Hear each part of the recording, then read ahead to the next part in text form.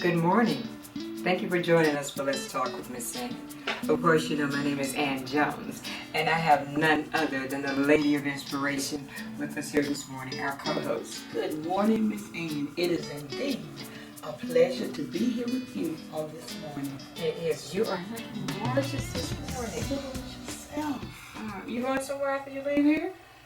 I doubt it, but then I just may. Okay. Well, you just really look really nice. Thank you. Today. Well, the Lord is continuously blessing. All right. He is in the blessing business, so I know that to be the truth. Yes. Okay. All right. As you all know, we always start our show out with our scripture confession. And our scripture confession today is, how about peace? Peace? Let's do peace, okay? God has given me His peace. Not peace that comes from worldly sources, Okay. but a supernatural, divine peace. Okay. God's peace is a spiritual force that passes all natural reasoning and understanding. I will not allow my heart to be troubled, worried, or fearful, for I have God's peace. Yes. His peace keeps me cool, calm, and collected, no matter what I'm faced with. God's peace gives me the ability to remain level-headed Yes. and resolute in the face of misfortune and calamity. His peace is the umpire of my soul. It garrisons and mounts guard over my heart and my mind. God's peace keeps me from becoming fretful and anxious over situations in my life. He helps me to remain steady and unruffled when I face challenges and adversity. Yes. God's peace gives me confidence and surety that God is working for me, For me.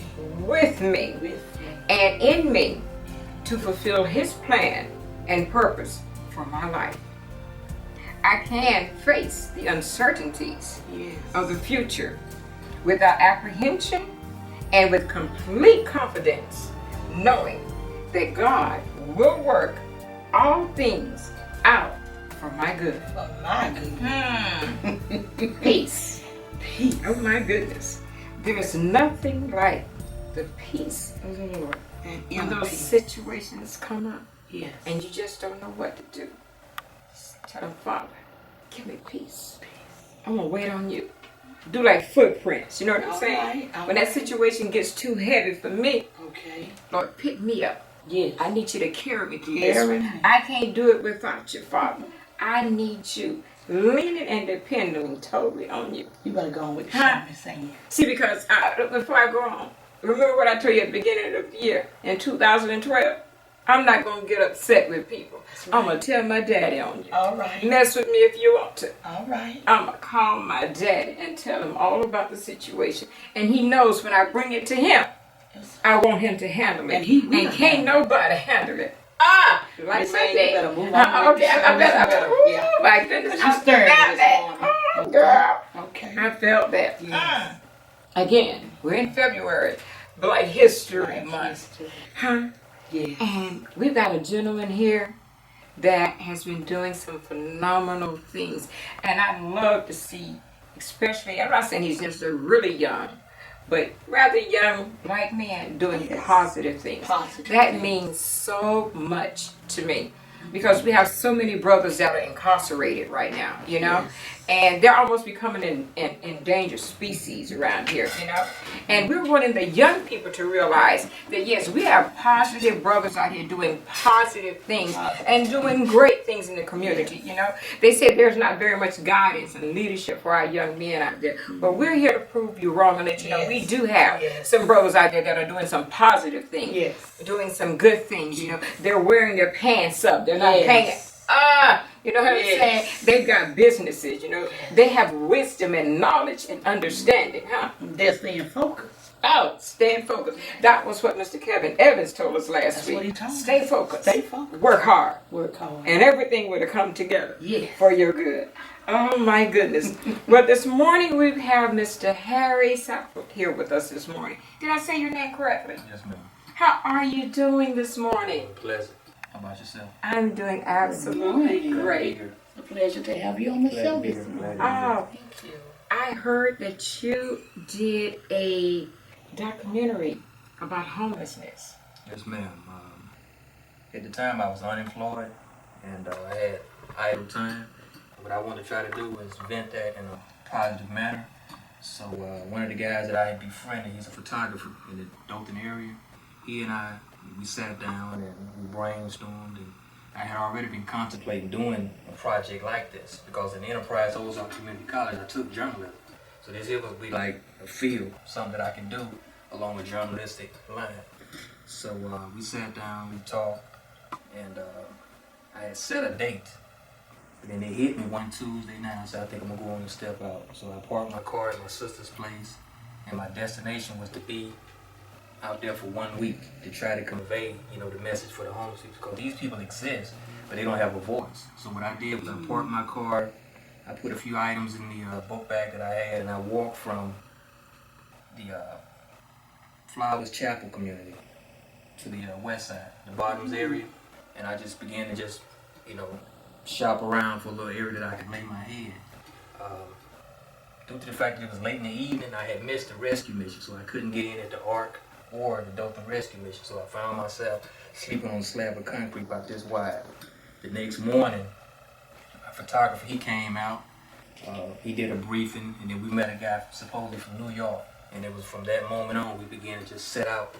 And after being out there for like the first night, I learned to strategize for as how to stash my book bag so that when I go back to my spot, my belongings will still be there.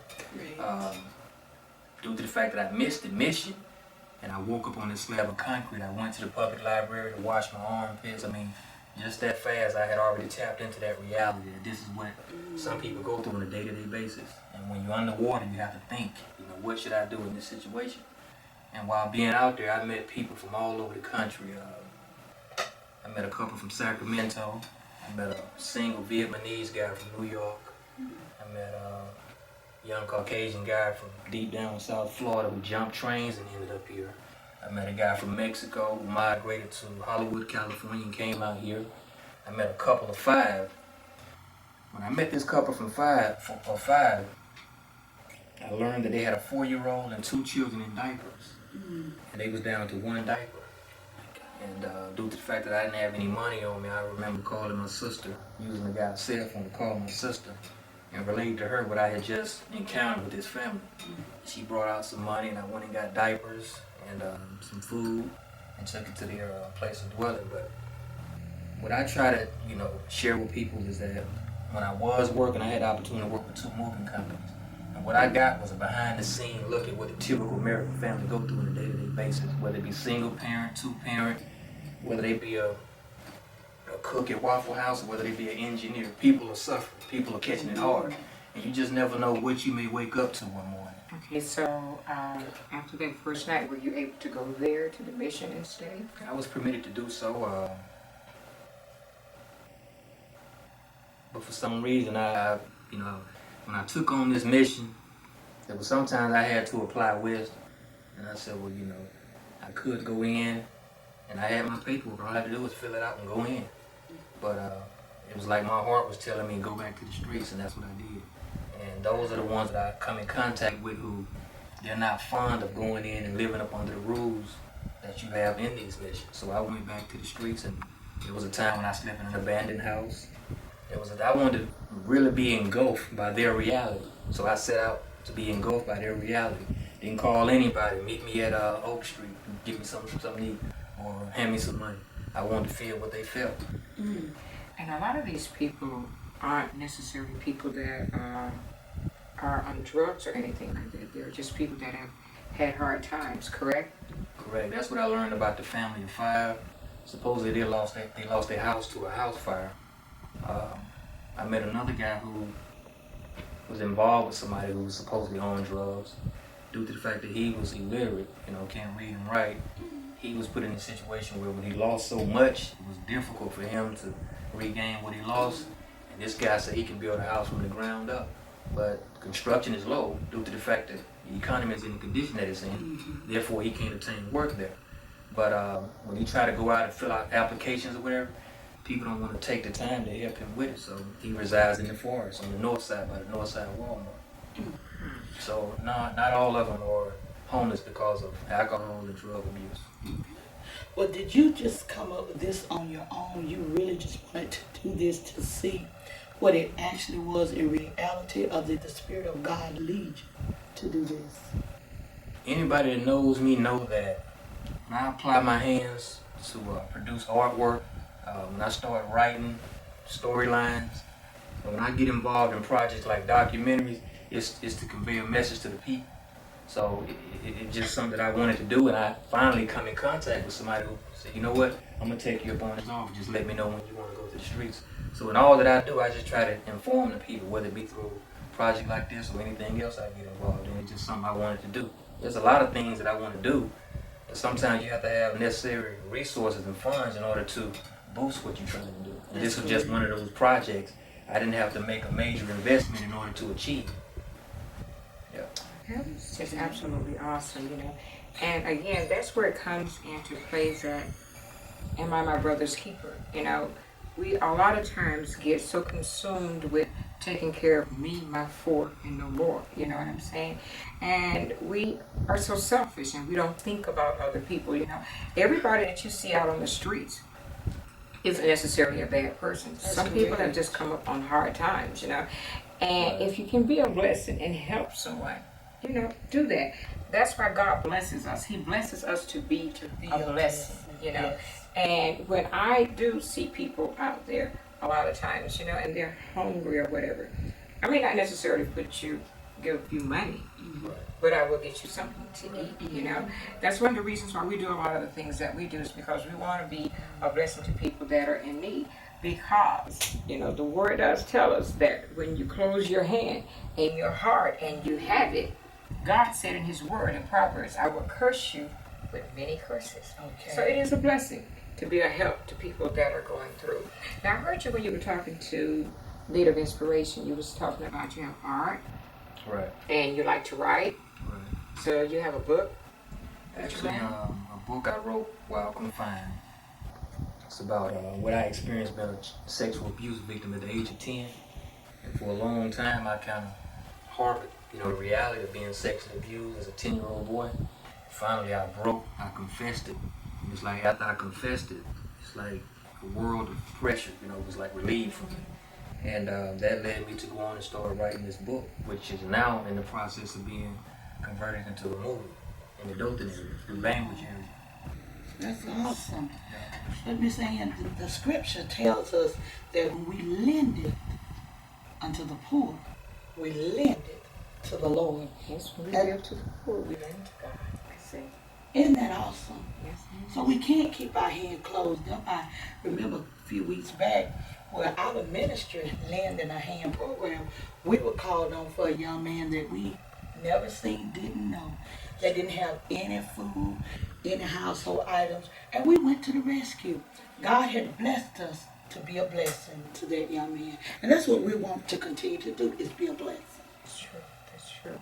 But it's so awesome that you are striving to do so much. So where are you at with your play and with your book right now? Yeah, actually, I've joined forces with this guy named Louis Pandemic Peterson, who operates Fresh Shot Films out of Bainbridge, Georgia. And I met him through another individual on a job site before I got laid off.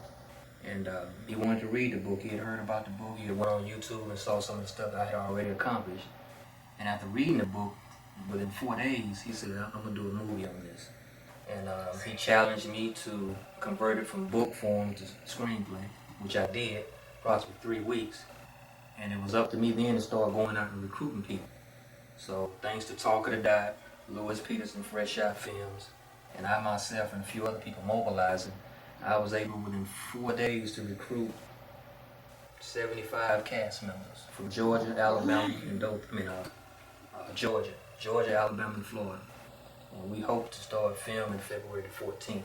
But the movie, you know, as I stated, is based on, you have a lot of people who have sick appetites when it comes to, you know, sexual desires. And what I wanted to try to do was prompt people, children, teenagers, if you know, been touched the wrong way, or you feel that you are being entrapped in an uncomfortable environment, feel free to come forth and to let somebody know, because you have a lot of people out here who take full advantage of adolescent children as well as teenagers. You know, they just had a case in Los Angeles where they had 2 teachers arrested for gagging and tying up students. This is a case that just broke last week. So it's a lot goes on behind the 4 walls of our schools, our daycare centers, and our homes, you know, within our community. So the purpose of this movie wasn't to bash, you know, even the guy that sexually abused me, I forgive him. I've been in his presence since then on numerous occasions. I don't seek to incarcerate him. All I want to do is convey the message that this is a reality, and that I know as African American people, we have a tendency to feel that such acts only occur in Caucasian communities or abroad, but it's happening right here in our community as well. And it's not something that only females go through, but boys are also targeted as well. So that's the message of, you know, this movie. Hijack Childhood is the name, and I feel real good about it. Awesome. Yeah, awesome. We believe it's gonna be a success. Thank you. I think I told you that last night. Yeah, you did. Before I met him, actually met him, I talked with him on the phone. And I got that feeling that you truly made the bless. Thank you. Success is on a 747 here, children. All right. Appreciate Absolutely awesome. Well, listen, we want you to stay because we want to talk with you a little bit about your artwork and everything, and let people get a chance to see what you're doing. And we're going to take a break right now and take care of our sponsors. Thank you. We'll be right back.